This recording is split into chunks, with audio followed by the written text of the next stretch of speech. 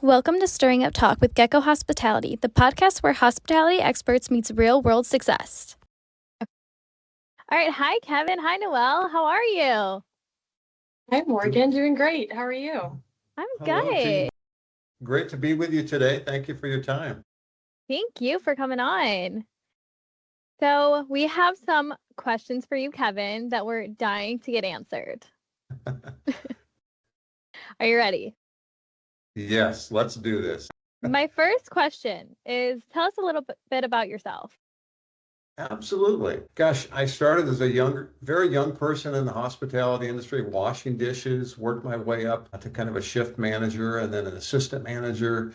So general manager when I was 24 of full service restaurants and just continued to grow into regional positions, director level positions. My career was in restaurants, travel plazas, airports, hotels. I left the industry and not by choice, but as part of during the great mortgage meltdown in 2010 was my position was eliminated at a Marriott property, and we took our severance pay and joined the Gecko world in 2010. And 15 years later, we're having a ball. So that's it in a nutshell. But operations and now Gecko Hospitality for a decade and a half. Thank you for sharing that about yourself. All right. So the first round of questions, this is about your career path and some strategy questions. What are the key stages in the journey from entry-level cook to executive chef or GM? Absolutely. I would say, and people that I talk to or I've known over the years, they do start in those ancillary roles, support roles, and they just fall in love with the industry. I would say, it's not unusual that you might be a bus person or a host and go up to a server role. Maybe then you become part of a lead trainer, whether it's front of the house or back of the house, and learning more and more of the areas and roles and titles, responsibilities. In the back of the house, maybe you start as a line cook and then you maybe become a sous chef and then a chef de cuisine and an executive chef. And some of those might be hourly roles. Some of those then get into a salaried position.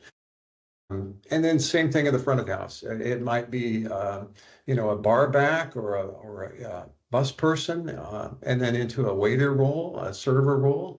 And then, maybe it's a shift supervisor role where you're not really a full-blown management, but maybe you're helping out in some of those key areas on key shifts.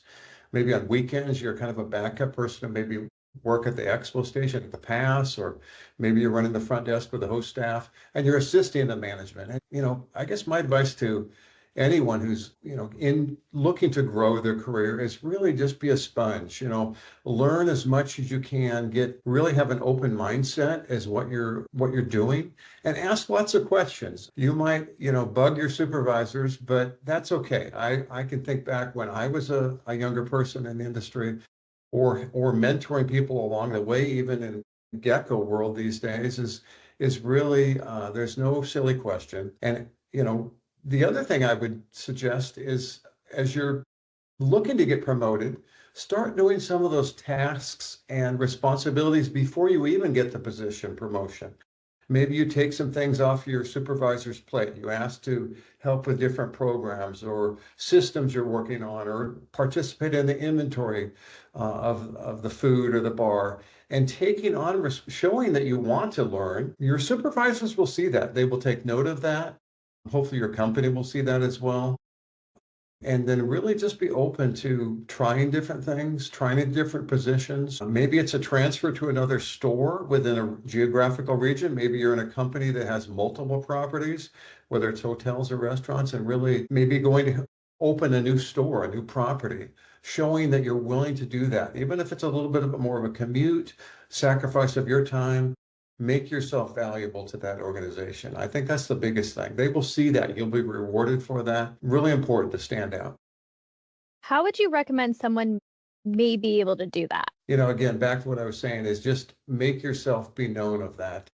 And really ask lots of questions and be intentional with your questions. So, what, I'd like to learn more about your role. I'd like to understand what an assistant manager role is. And maybe those questions lead to that maybe it's a curve in your career and say, you know what, I don't want to do that, but I like to do this position. I'd like to be in a support role in maybe in a training position. So it could be anything. I would say just let it be known. And a lot of organizations have MIT programs, it's management and training, and it's not glamorous. It's not exciting. It takes a lot of sweat equity, shall we say, to get into those positions, but really make it be known with your immediate supervisor.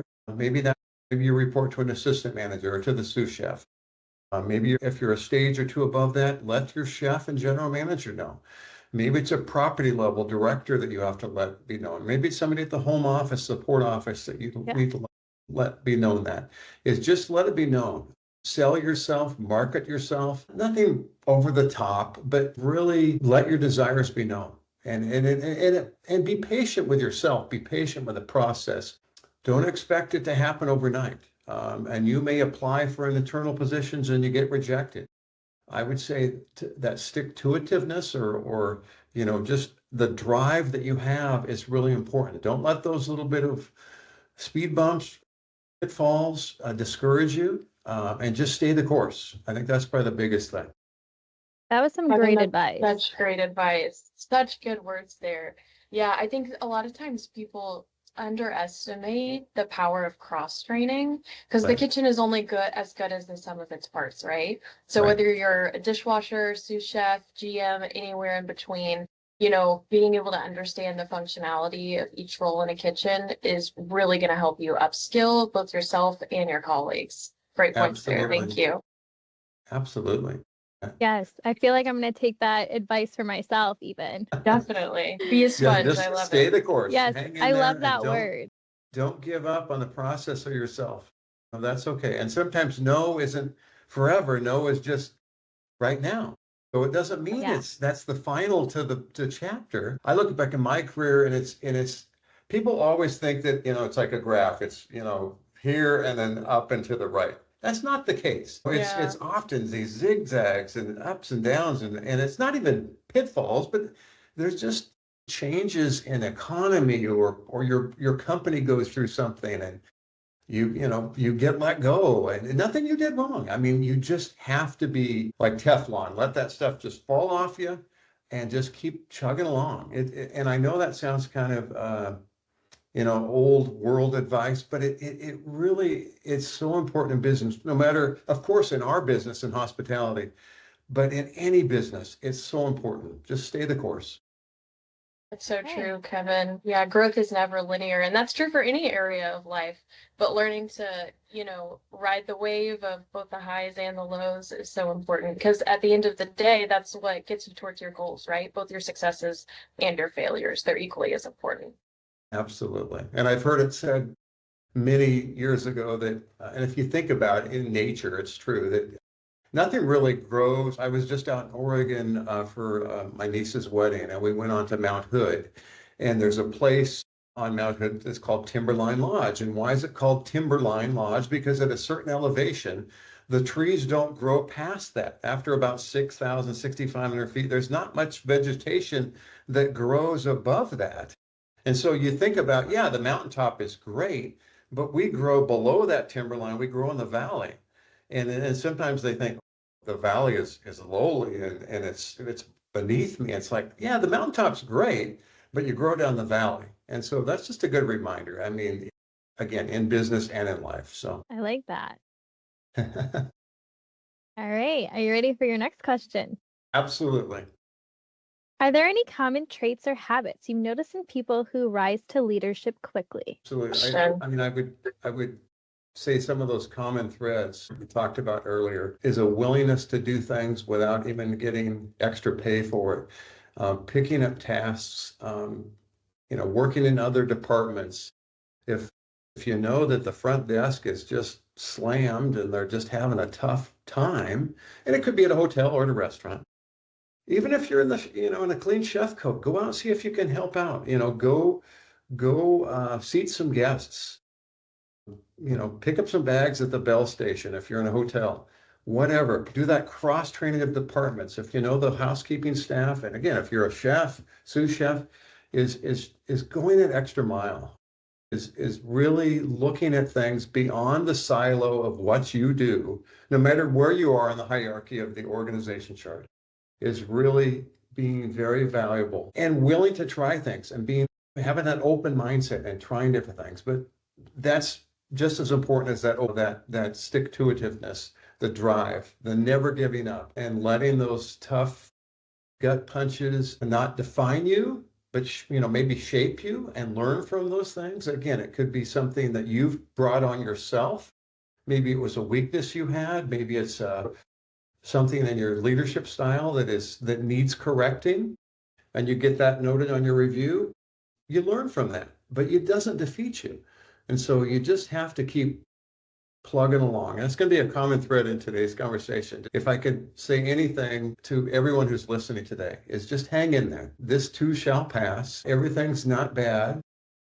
And those things, those outside forces and the economy and this and elections and all of that noise, you just have to somehow drown that out and believe in yourself and wherever you are.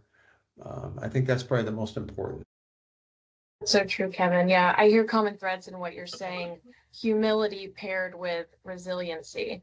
Yes. It sounds like those two things combined is exactly what you're getting at. That's great. Absolutely. All right, let's talk about skills and growth. What technical and soft skills do you consider absolutely essential for someone aspiring to move into a leadership role, into the kitchen or as a GM? Absolutely. Realizing that the only reason your job and your business is there is to take care of the needs of others. And that's whether it's your guest, whether it's your team or the ownership group, kind of that three-legged stool, shall we say. That's the only reason you have a job, no matter what job it is. And you can't lose sight of that.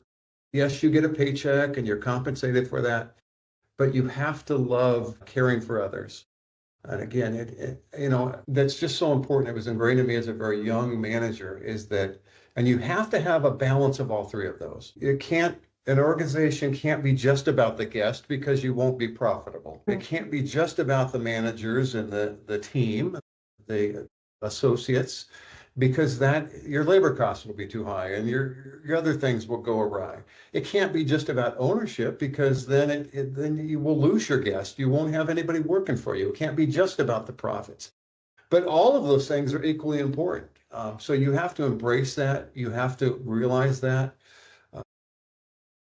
And you just, at the end of the day, the only reason we exist, again, it's so important to realize that without our guests, customers, whatever you want to call them, I've always been trained to say guests, clients, is that none of us have jobs. I've sent a note to the support office at Gecko just at the end of one day, and I just thanked you all for all you did and all you do.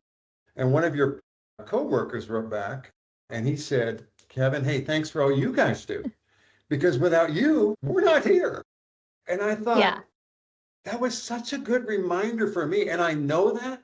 But when I heard that, and he wasn't flippant when he said that, he was very for real and honest about that. And it's like, yeah, we're all in this together and we need each other. We need our ownership. We need our guests. We need our fellow coworkers. And that's probably the biggest thing, the advice I could give. Thank you. I really appreciate all that. Yeah. How can someone working long shifts realistically make time to grow their leadership skills? That's a great question. I think it's ongoing throughout everything you do, but during your off hours, I think more than ever, when I was, a junior manager and young into my career, if you're working nights and weekends, like a lot of people new into their career do, they're closing, they're there till 1, 2, 3 o'clock in the morning.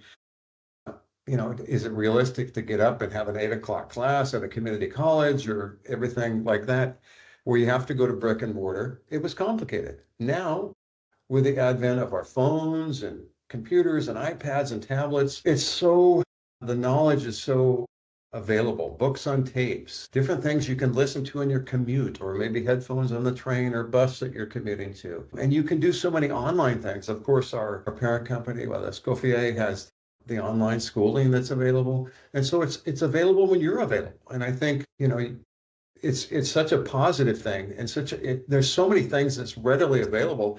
I would say there's no reason somebody shouldn't be bettering themselves because everything's so accessible and it's available all the time. You don't even have to Yeah. wait for the library to physically open. You can be online at any given time of the day or night. And so I think that's the biggest thing. And just having that, again, that open mindset is really important to your growth, is that you just have to believe that you're continuously learning, no matter who you are. Me in my 60s, I'm still learning. I'm still very coachable. I think that's important too. You have to be coachable.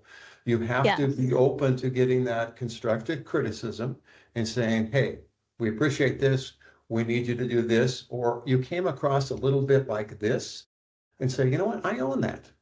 And so I think that's important, that none of us, I would hope, if we're really honest with ourselves, are beyond that. So I think that those things are probably the most important, I would recommend. So good, Kevin. Going back to that humility piece is so important because it's the only way you can learn, right? If you're able to receive criticism, because like you said, nobody's perfect. We all have opportunities for growth. We always have, we always will. And being able to hear that and do better because of it is what makes us better. Absolutely.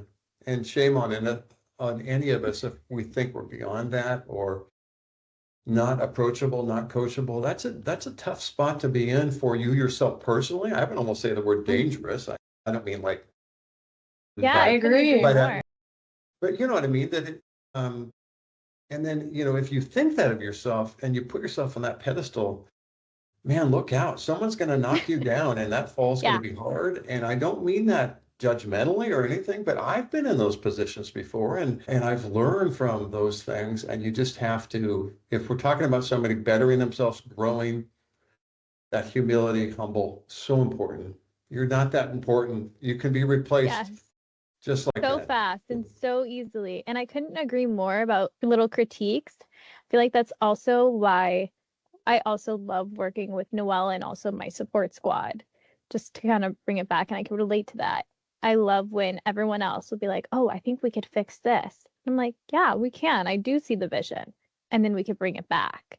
I feel like Right. that's also relatable in the kitchen or being a GM. How can we make this better? How can we make the food better? Exactly.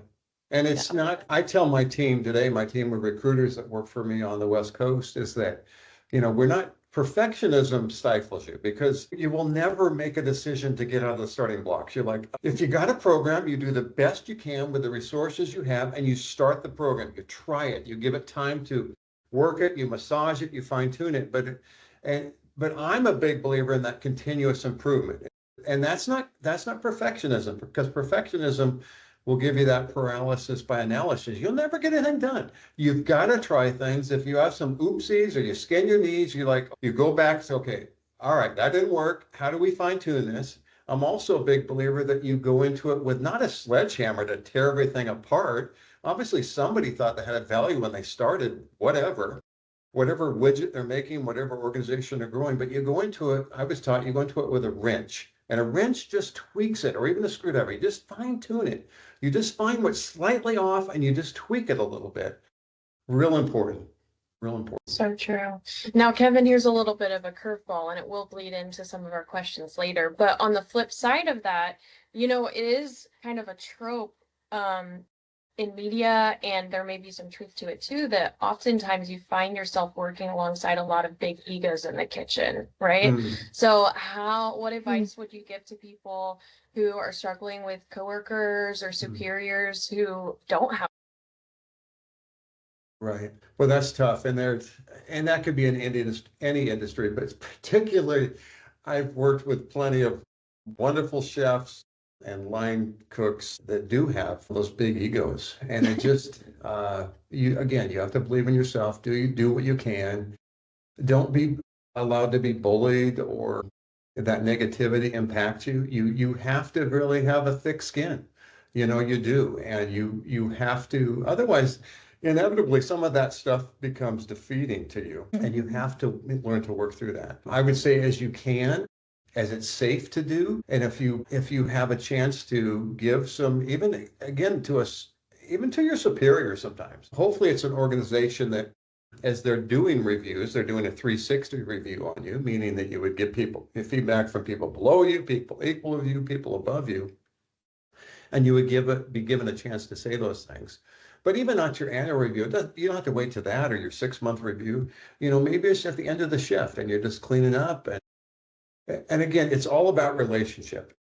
If you have the neighbor with the barking dog and you just go over there and you just yell and scream at him, shut up your dog, that's probably not going to be received real well. But if you have a relationship with your neighbor and you've talked to them about other things, about their work or their kids or their cool car they have, whatever, and if you have to have a difficult conversation with them, it's a lot more easy. Then you've already talked about a lot of things. So again, maybe your coworkers, you're getting to understand them. Maybe there's reasons in their DNA that they have that, imprinted upon them, and that's just the way they are. You're not going to change them. But if you have a natural time of conversation, say, you know what, Kevin, you were kind of being a stinker there. You were kind of being a jerk earlier. What's going on? But you can't do that probably on the first time you talk to them intimately about something.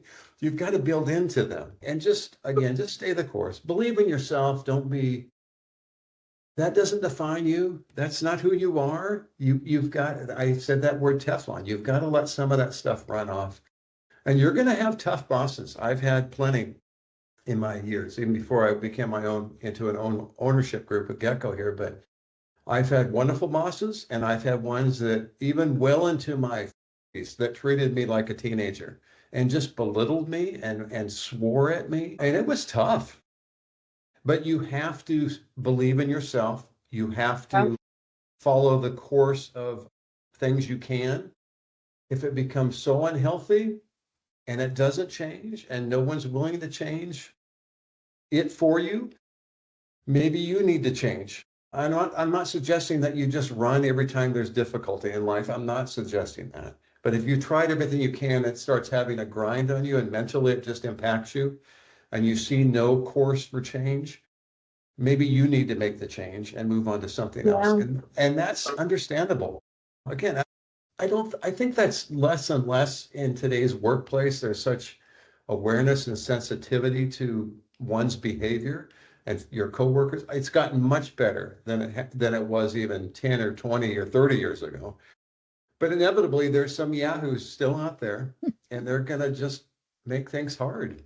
You just have to work through it. Does that make sense?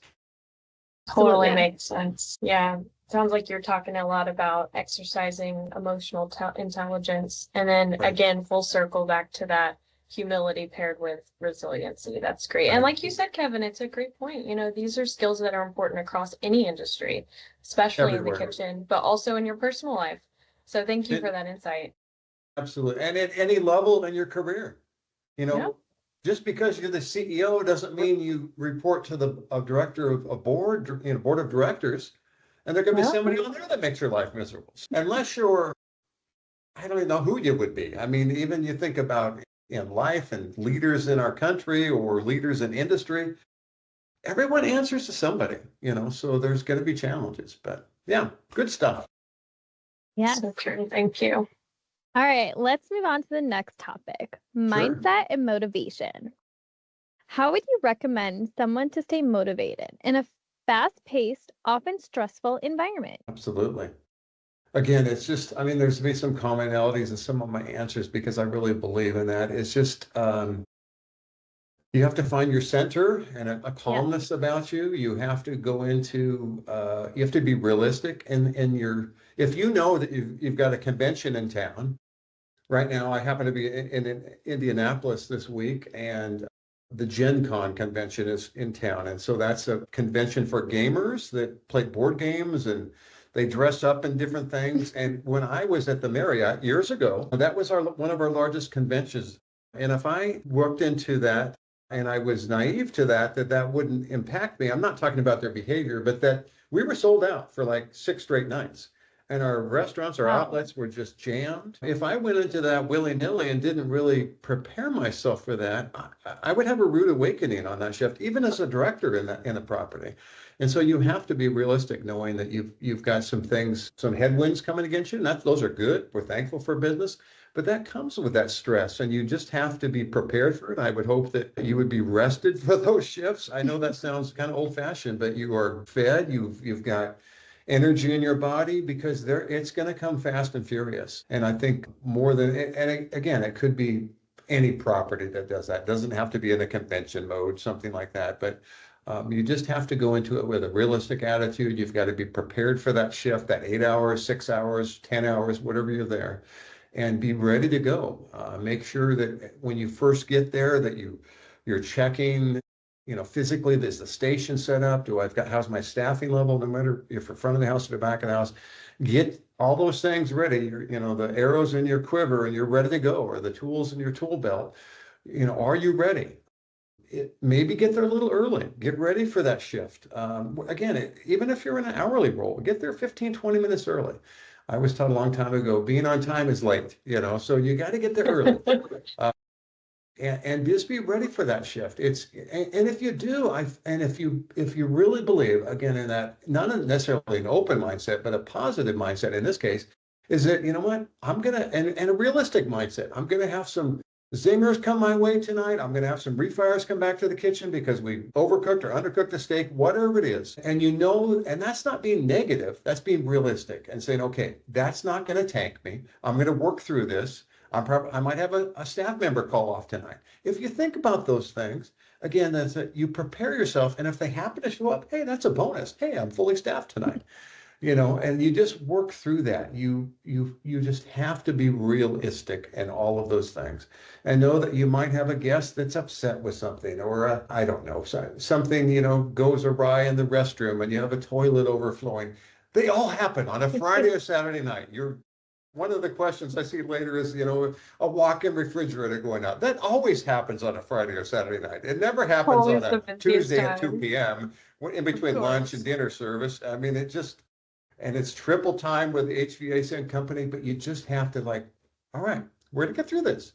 And I think particularly if you're in a leadership role, it's really important, even if on the inside, you're kind of like, gosh, holy cow.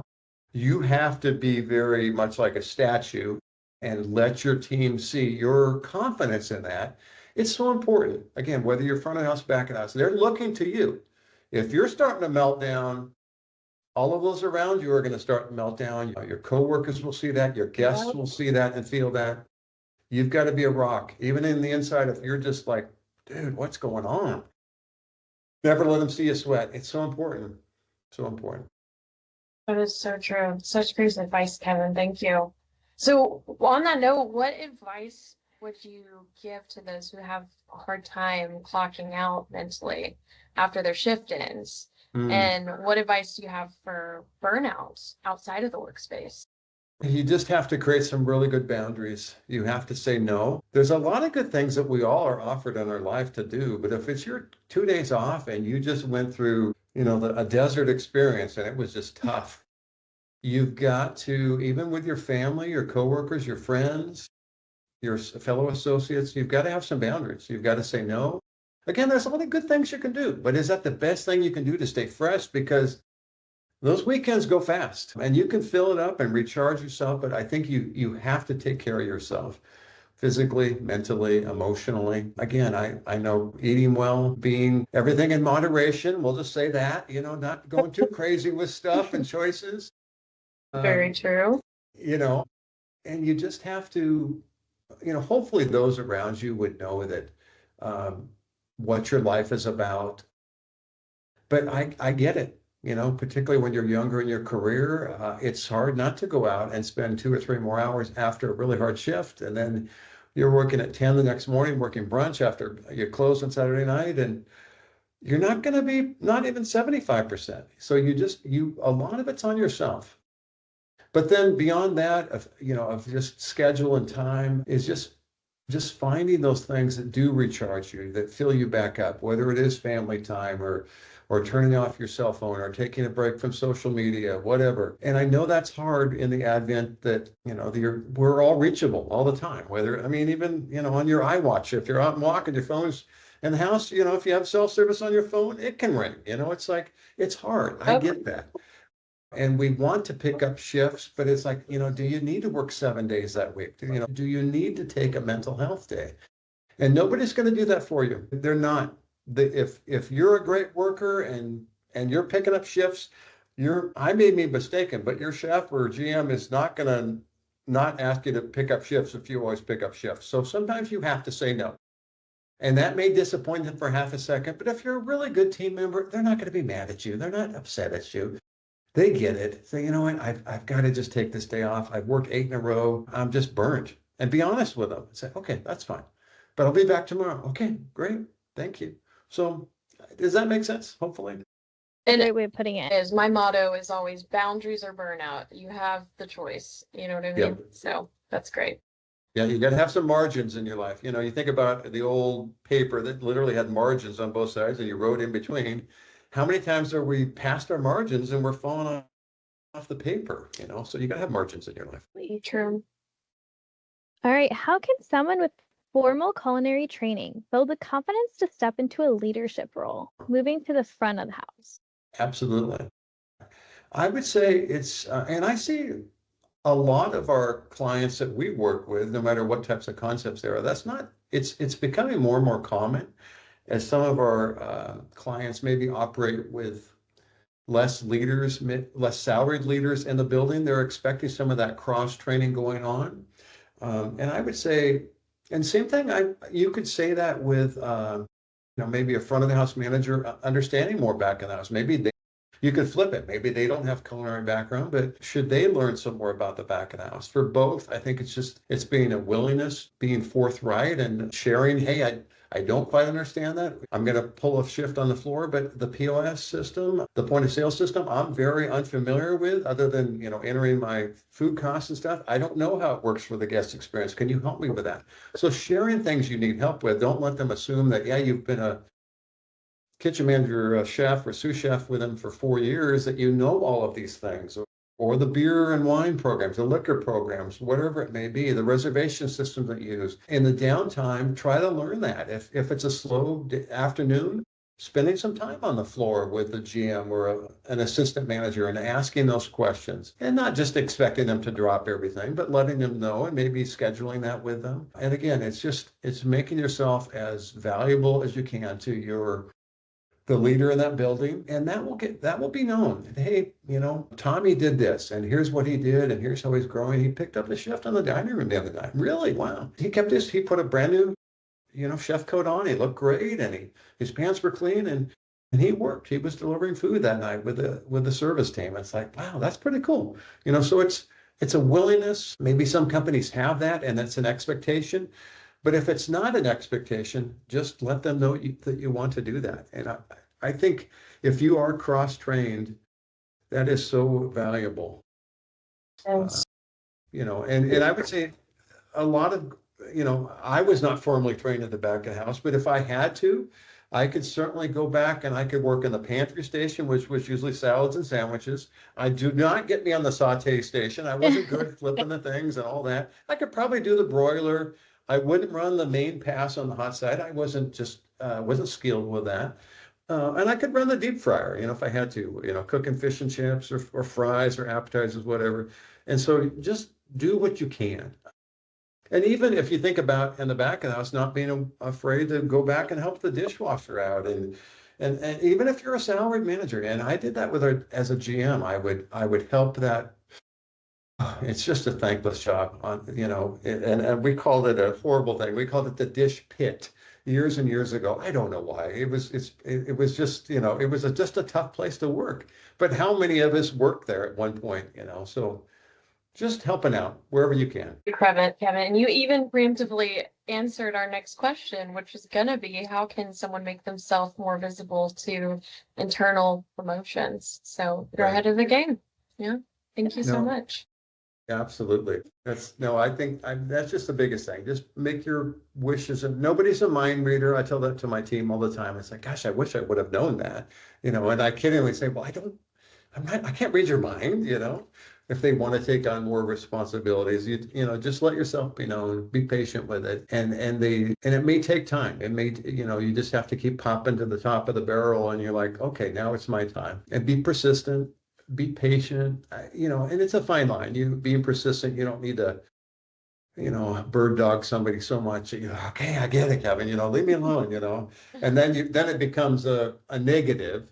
So you gotta walk that tightrope, but just be persistent. And Kevin, I know we touched a little bit on this before, but me and Morgan, we'd love to hear too your advice for mentorship and the importance of networking in the industry.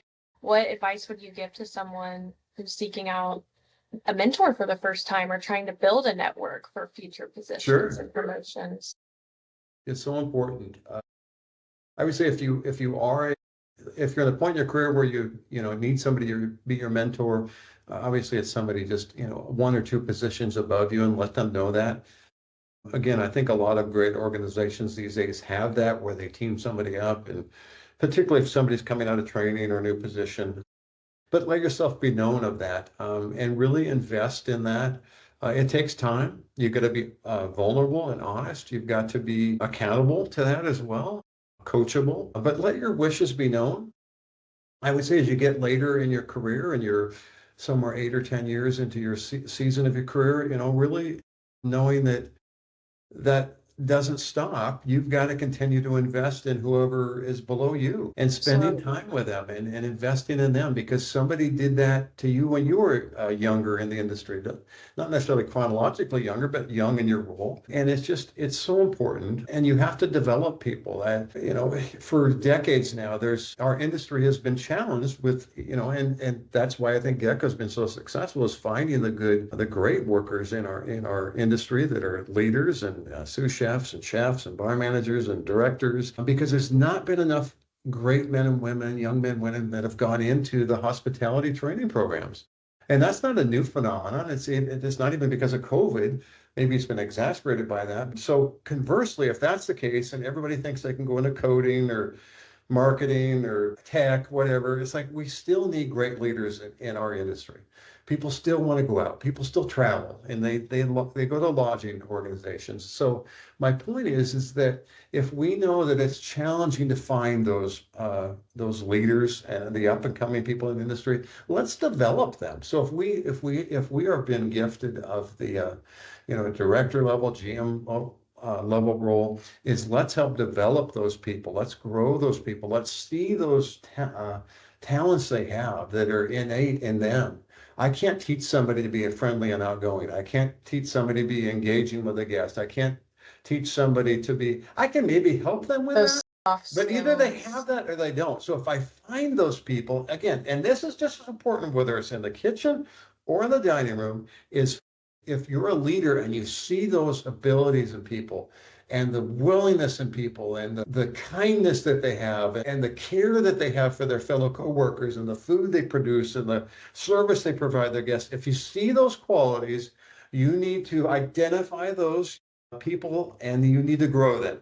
You need to nurture them and you need to water them and get the weeds out of them. And you need to make this be a flourishing plant and a big tree someday. Because if we know that there are not enough people coming into our industry, how can we grow organically those people? So important. And I would really challenge anyone who's in a senior role or even a middle manager role, take the time to do that. Don't forget, it's not just about running the shift and going home. You've got to create people around you. You've got to develop people around you and yourself. Be open to learning and continuous in education. Maybe it's going to seminars, maybe it's going to annual conferences, maybe it's going to your local chapter of the Restaurant and Lodging Association. Maybe it's going to something like Toastmasters or Rotary or Chamber of Commerce meetings. Anything you can do to better yourself, to round yourself out, is so important. So that would be, hopefully, that's good stuff there. It was So great. good stuff. And we can totally see it shining through. Your wisdom runs so deep, Kevin, and we can totally see how you have so much passion and love for the industry. So on that note, how can Gecko Hospitality recruiters be a resource? What kind of resources do you offer in your office, and how can candidates get a hold of you? Absolutely. Just coming to our website, geckohospitality.com, and there's so many great resources for candidates and clients out there. There's a link on there. You can reach out to your local office. The way the Gecko works, you can hit a ping on there and it'll go to kind of a catch-all mailbox, or you can look locally for somebody in your area. If you go to the main page and just click information, it'll get to us eventually, or you can reach out to somebody in your area. We have a national presence, actually an international presence into Europe now. But we work with a candidate based on where they reside, where geographically they reside. And so if you're, in my areas, you would reach somebody out of my team. If you're in Texas, you reach to James Bullard or Jay Bush. If you're in the Carolinas, you reach out to Joan and her team. And so we have partners like myself around the United States that we're talking about now that operate and are experts in your area. We work with folks like you, front of the house and back of the house, new in their career, senior in their career.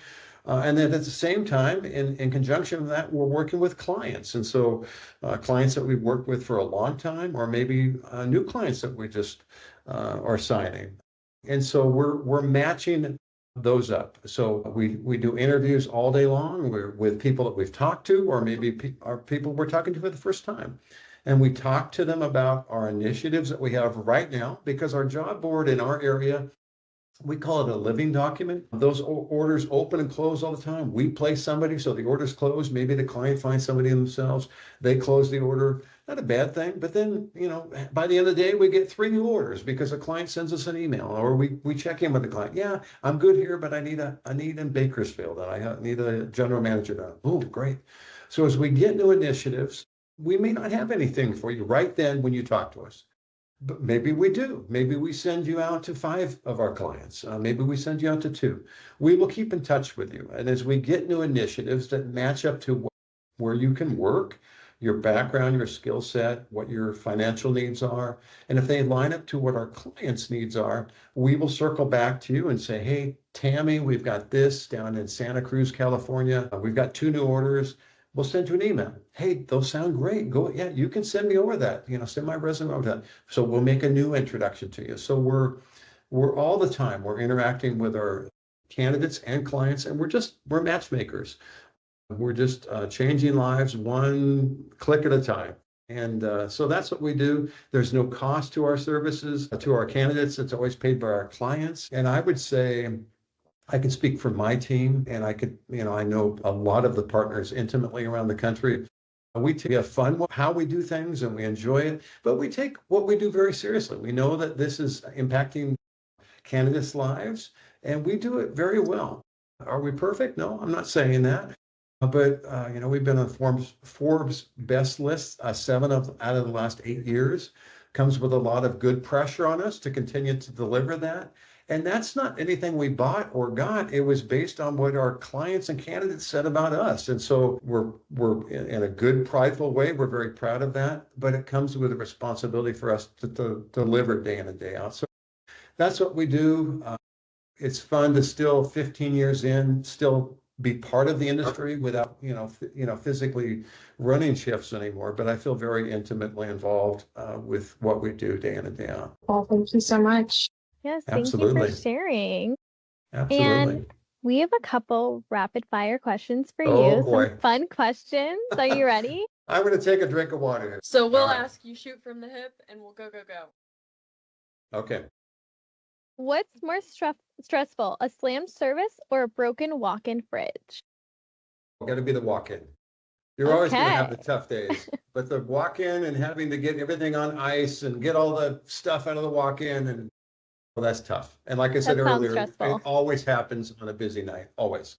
Last time you actually took a proper day off, and when was it? It was last week when I was up on Mount Hood. We went up and I turned on my out of office and went up with my brother-in-law and the groom of the wedding we were at and a friend of his, and the 4 of us went up and had lunch, and we unplugged for 5-6 hours and had a great time. Sounds like a nice day. It was a beautiful day up there. What's your go-to way to decompress after a brutal shift? Music. I would listen to music in the car, whether it was a radio or CD or whatever, it would be something that I would turn up really loud. And I know that sounds silly, but for me, it helped me decompress. It was some tunes I really liked, and you wouldn't want to hear me singing along with it, but that's what I did. No, I get that. If kitchens had a mental health special on the menu, what would it be called? Burger, burnout burger with little picks on it with little fire coming out of it, I like The that. burnout, yeah, that's it. I don't know. That's all I could think of. What's the best part about being in the hospitality industry? It's just, the people, the connections of your team and your guests. There's never the same day, whether it's good or bad. And it's always fun. It's very rewarding. You make somebody really have a great time for those few hours you're with them that day. And it's very rewarding. Well, thank you, Kevin. That's all we have for you. And we really appreciate you talking to us. Thank you so much for sharing your wisdom, your expertise. It's clear you have a passion for the industry. So for anyone listening, whether they're a candidate, client, or just seeking career advice, how can they get in contact with you if they have questions? Absolutely. Again, so go to the geckohospitality.com website, or you could email me, even if you're in different parts of the country, and I will get it to the right office, kevin@geckohospitality.com, and we'll take great care of you. Good luck on your career, wherever you're at. Again, believe in yourself and just keep pressing on. Thank you, Kevin. Thank you both. Yeah. All right, guys. Bye. Thank you.